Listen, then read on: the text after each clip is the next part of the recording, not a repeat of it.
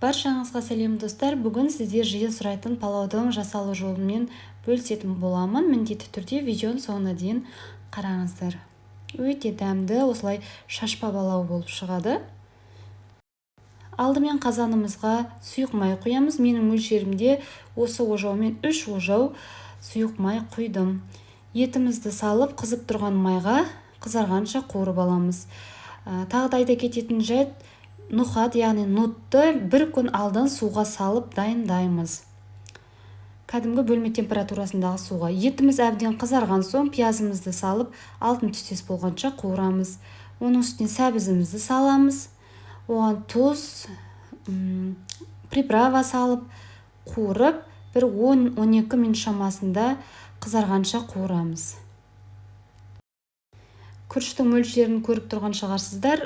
1 литрлік банкіге жетпестей етіп күріш саламын. Күріштің аты менде лазер, ташкентский, яғни Өзбекстанның күріші.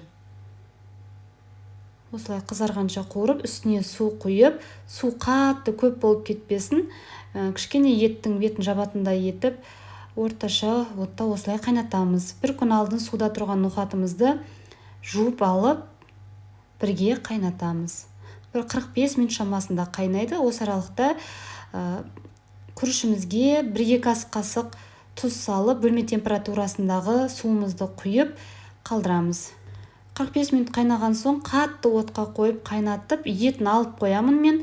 Етін алып қойып, күрішімізді жуып саламыз. Кішкене суы аз болса да, үстіне қайнаған су құюға болады. Ең бастысы суы көп болып қалмауы қажет. Осылай қатты отта қайнатамыз. Тек қана бетін аздап араластыруға болады. Қатты араластырып жібермейміз. Біраз суы тарылған соң астына аздап су жібереміз. Менің қазаным кішкене жабысатын болғандықтан осылай астына су жіберіп, орташа отқа қоямын. Әбден суы тарылып, бастыруға келгенде осылай үйіп, бетін бастырып, 20 минут шамасында қалдырамыз. Бетін жауып, жай отқа міндетті түрде.